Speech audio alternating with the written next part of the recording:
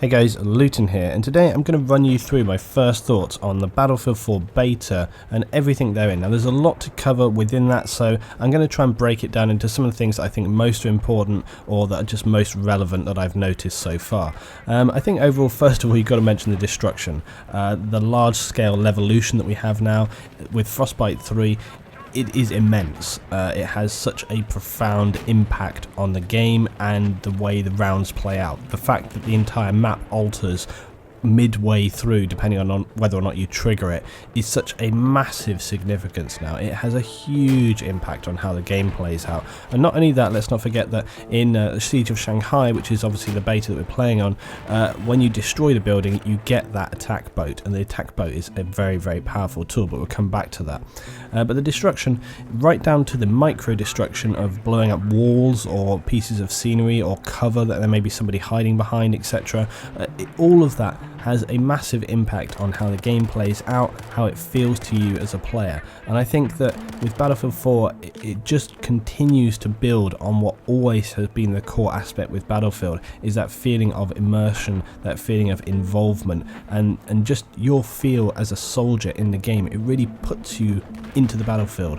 And the fact that, you know, a lot of people have said before that you go to other FPS shooters now and you feel spoiled because you go to shoot at something and it does not react. It's just like, you know, it's invincible, it's invulnerable, it's just like a static dead object. And I think that is the key, is that I have said this before, that when I went back to other shooters and I played them, and I would think, oh, I'm just going to blow this up, or I'm shooting at a wall, but instead of pieces of the wall coming off, all that happens is you get these little 2D pixel bullet holes that then disappear after a period of time. Battlefield, you'll take that wall out, and that's really what it's about, is about having a dead or an alive environment. And Battlefield feels alive, and that's why you feel more a part of the game. It's why it pulls you in more, and really I think a lot of players find it difficult to go back to other games because of that. It doesn't have that same feel, and that's such a strong aspect, and Battlefield 4 lays that on thick. It really does. You have so much immersion aspects, and the sound and the look of the game. You know, the colour palette, for example, is changed up with Battlefield 4.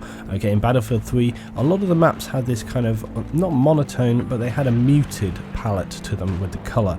And now with Battlefield 4, there's a much richer, more deep, varied colour palette to the game. And again, that just adds to the feeling of the environment that you're playing in being more alive, more depth to it. So it just builds and builds and builds, and overall just gives you a better experience. Everything looks better.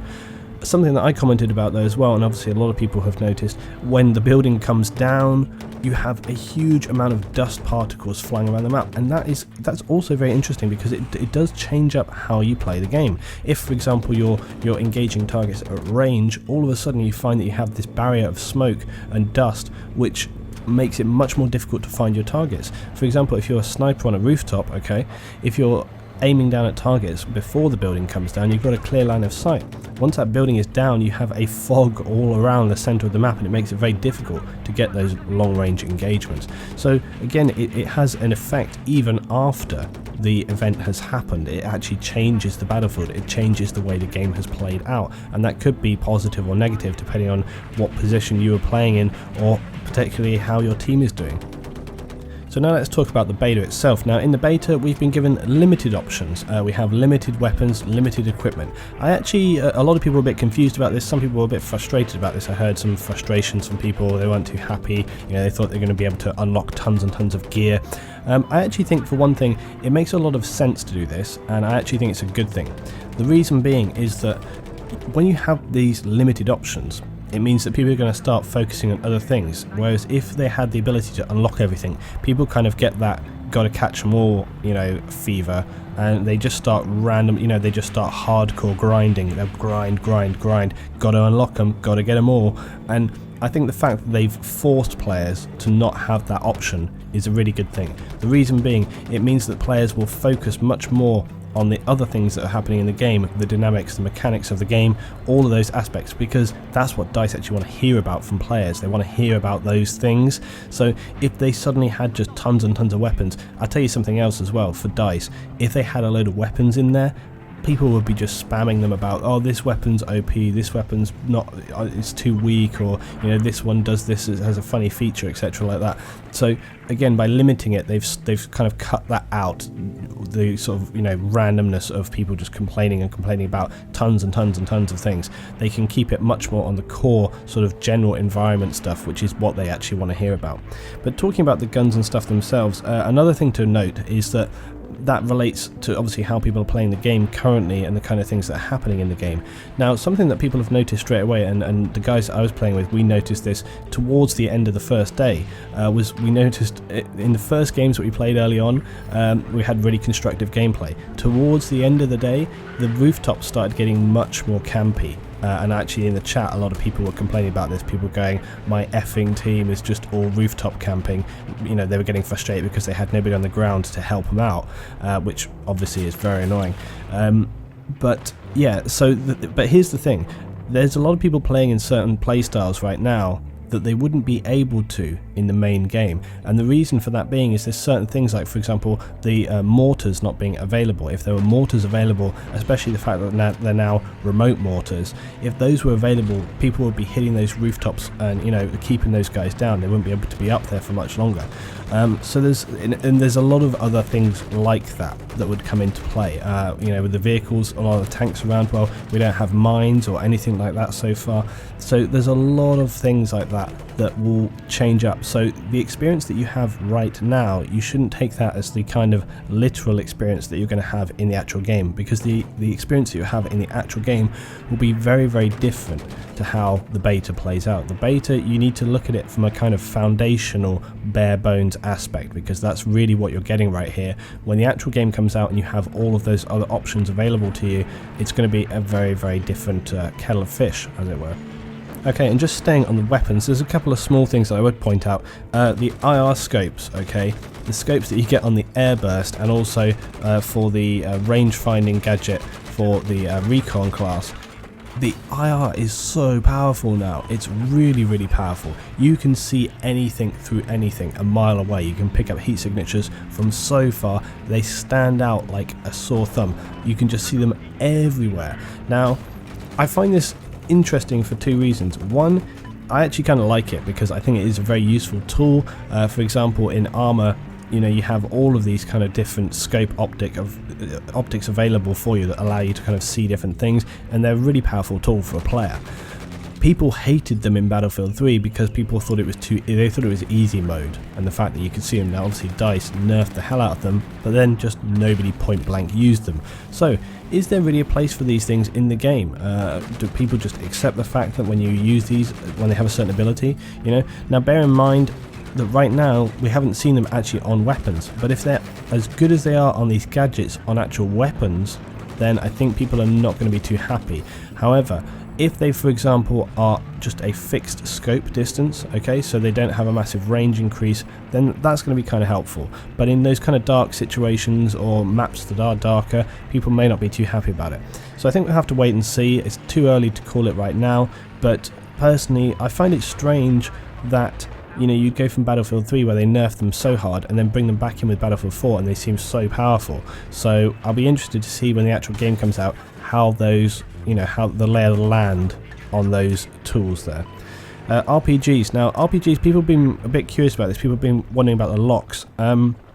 It seems to be that when a vehicle gets designated by another, it gets laser designated, then an RPG lock becomes available, okay, and you see it light up. Sometimes when you're playing, you'll see those squares come up if you've got an RPG available, and people can actually get a lock and fire this off. And I've seen it happen in game because I saw a helicopter flying between some buildings and I had like 3 RPGs chasing it, so it whizzed back in. But it reminds me very much of the Carl Gustav in Bad Company 2, when you had a vehicle was tracer darted in that, and the Carl Gustav, obviously it was not like a flight, you couldn't bend it or anything, you couldn't sort of move it as a missile, it was a straight fire missile, but when you had a trace target, you could actually lock and get a lock with that missile, and then it would fly towards its target.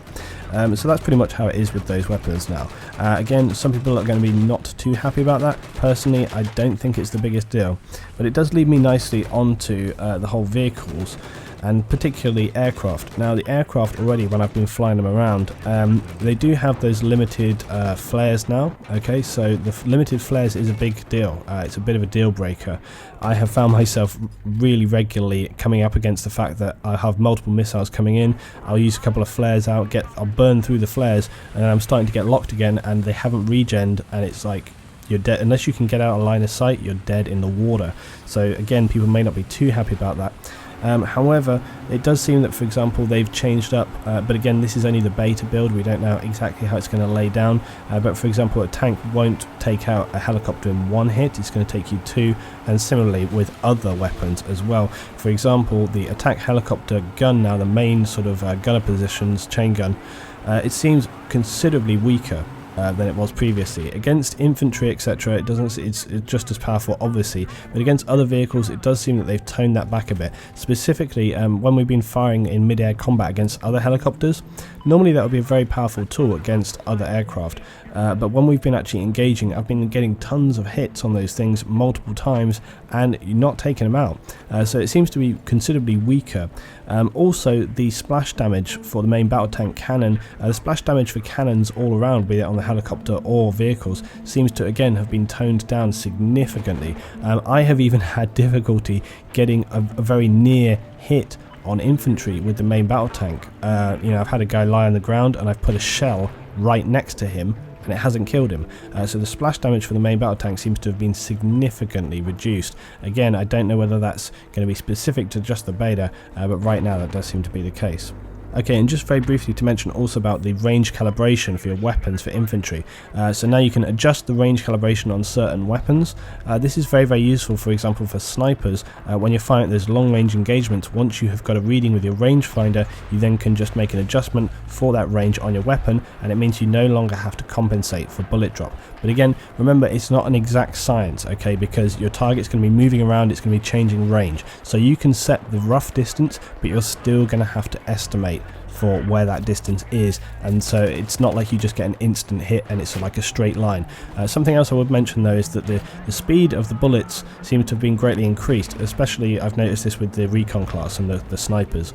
In Battlefield, other battlefields basically, you could almost watch the bullet fly, which is a little bit unrealistic. In Bad Company 2, for example, when you would fire a long range kill, you could watch the bullet mid-air. It would just be like bup, bup, bup, bup, bup, bup, bup, bup, bup, bup, and then it would finally hit the target. But now in Battlefield 4 they seem to be much higher velocity. They really fly hard, so when you fire it's like bam, it's on the target. So I think that's going to be a big help. It's going to be a big help for people who are going to try to hit those targets on the move, for example, and again that's going to be quite interesting how that plays out from an infantry perspective, especially considering the fact that suppression has been changed. And let's talk a little bit about suppression, because obviously that's a topic that everybody loves. Suppression, it's definitely been changed. I can't think of many situations where I've felt suppressed particularly, or where I've really felt frustrated by it. I may do some little bits of tests. I may sort of roll out some support class gameplay to try and sort of test this, see whether it has any particular impact, and obviously if we have the opportunity I may try and get some of my guys to get on another team, or I may get them to swap over and fire at me to see how that kind of suppression affects. But so far definitely haven't really felt it particularly. I think the only time where you maybe sort of feel suppressed is when you're taking those kind of, heavy bursts from explosive devices, or you're taking chain gun fire from a helicopter, etc., and it's all kind of everything's shaking around behind you, etc. But overall haven't really felt any major thing with suppression, so I think a lot of people are going to be very, very happy about that. But just coming back to the vehicles, with the aircraft, there is a massive change to the momentum in the aircraft, and we noticed this very early on. I was flying a helicopter down, and I flew it down towards the water, down towards the ocean or rivers, and as we were going down, I went to pull back to pull up. Now in Battlefield 3, you could just pull up, no problem, and the aircraft would respond, and you'd be able to just sort of control your drop off in height there. In Battlefield 4, they've changed the momentum significantly. So what happened when I was flying down, down, down. I pulled back and was just like, oh yeah, I'm just going to pull back, no problem, straight into the water. So they really have changed the momentum, and you soon learn it because you have to learn it very quickly. But now the momentum has changed, they totally have a different feel. So again, this does also affect piloting greatly. Again, you're not going to be able to have these kind of arcade style piloting where they're just kind of they're throwing the thing around all over the place, they're dodging here, they're dodging there, they whack it on the ground, they can just jump around all over the place. They're not going to be able to do that. So again, it's another thing that's going to affect how people play. You're going to have the learning curve for piloting is going to go up in a big way. You're going to have far less of these kind of, I don't know, sort of invincible pilots who just seem to never be able to be taken down. It's going to have a big impact there. If this is how helicopters have changed, I'm going to be very interested to see how jets have changed in the game, because as we know before, jets can be a nightmare, and it's going to be very interesting just to see how they have changed there. If the sort of the movement mechanics have changed with the jets, the way that you turn, how you can turn, perhaps as well the speed of the jets, because it's something that people complain about a lot, the fact that the jets can slow down so much. We're going to have to see how that plays out, but if they've tried to make the kind of feel of the vehicles a lean towards being more realistic, then hopefully that will be in there as well. Now I've got to mention obviously the main attack boat. The main attack boat on the map is so powerful, it really is, and it's awesome as well. It feels powerful to drive. The sound of that engine is epic. It really roars when you power it around through the water. The main cannon from that is also devastatingly powerful. It's a very slow firing weapon though, so when you're firing at objects you really have to lead. Some of the miniguns and other things like that, when you fire, okay, they're dead on target, they're very fast. The main gun for example from the helicopter, etc., that goes dead on target. The main cannon from the attack boat, it's slow, it's really slow, and when I was firing against helicopters, for example, you'd have to lead heavily. You really would. You'd have to put it right in front of that target, lead on it. So it has a very kind of slow firing rate, and that affects how you aim with the weapon. But when you get it on target, it's a powerful thing. You can rip stuff up with that gun, so it's very powerful. Then obviously you've got the twin mounted miniguns as well, and again they are devastating against anything nearby. So if you've got a good crew on that boat, you can really keep a lot of enemies suppressed. It's a dangerous tool, and you want to make sure that you can try and take it out as fast as possible. I've got to be said though, a lot of people complaining about the fact that it's a bit of a tank. It's a naval sort of tank in the water, and I was very worried going into the beta just how powerful this thing was going to be, because a lot of people from Paracel Storm were complaining about it, and I was very kind of concerned about this. But actually in the game, if you have a couple of guys firing RPGs, just with as it is with tanks now, okay, you fire 3 or 4 RPGs, I think it's going down. So you just need a little bit of teamwork there to take it out, and it's no problem. So I think the last thing to come back to then is, just as we've spoken about, the fact that they've created this world that's more alive, it has more things going on in it, and just like that you actually have these live objects that you can interact with now, like for example the bollards on the road, the shutters on the buildings, and the elevators that will take you up onto the rooftops.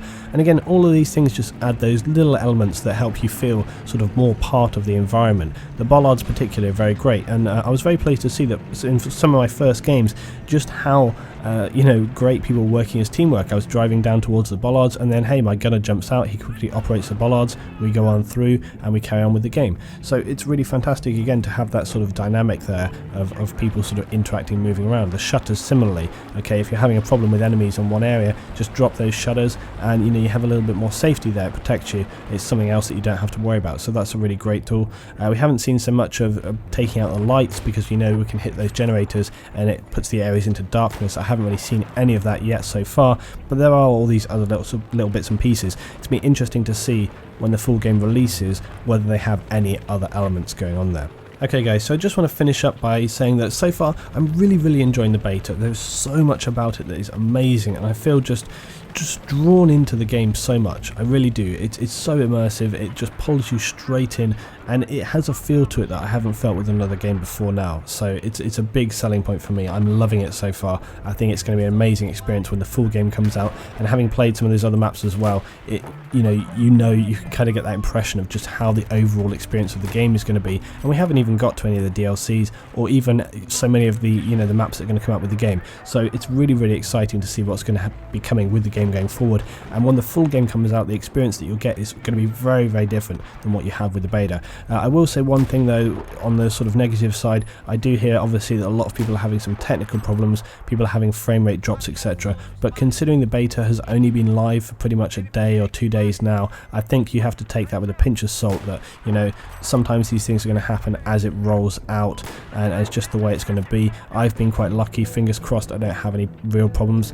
People have been crashing out here and there, but again, it's an older build of the beta so far. They've said this, that in the studios they're running a much more up-to-date version, and again, it's just the way that when you're testing games, that's just how it is. When I've gone down to developer studios to test games, sometimes it'll just crash out on you, okay, and they'll come over and be like, oh yeah, we'll just turn that back on for you now. When it's in this kind of build stage, it's more unstable than the final product, and so you have to just take these things as they come. But I will say, it's a shame that some people are not being able to have the fantastic experience, but I do think that if you just have patience, those things will be ironed out and you'll be able to get to grips. We have got 2 weeks of gameplay, so there's plenty of time to get those things fixed and you'll still be able to enjoy the game. And also, that's another great reason for reducing the weapons available to people, because people are going to be coming in and out of the beta at different times. Some people are going to have more time available, and so it just means that the beta is going to be more on the level for everyone, instead of having these people hardcore grind to get all that stuff, and then it just makes the beta unenjoyable for people who are kind of coming in and out there. So I think that they've made a lot of good decisions with the beta. I think they've made a lot of good decisions with sort of how they've set it up, what they're looking to get out of it, what the kind of experience that they've given players to have, and I for one am enjoying it greatly.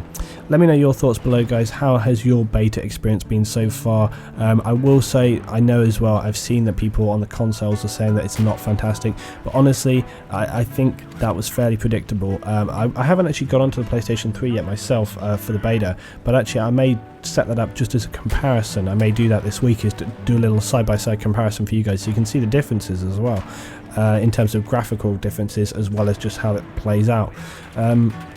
But again, I do feel a little bit sorry for some of you console guys, but listen, hang in there, okay, because let me tell you, alright, I've played on Xbox One and it's a really fantastic experience, okay. You can get the kind of gameplay that people are having. You see the videos that I've been posting the last couple of days, alright, and the kind of gameplay you see there, you can get that gameplay. You just got to be patient, you just got to be brave, hang in there, okay. When those next gen consoles are out, that's where you're going to get that experience, but you've just got to, you just got to stick with it for now, bite the bullet, and just deal with the fact that, let's face it, we all knew that it was never going to be very good on the PlayStation 3 and the Xbox 360. Battlefield 3 on those console systems, I've played it for a long time. I love it. It's fantastic. I have great games there. But Battlefield 4, it's a totally different animal, and we knew that the differences were going to be significant.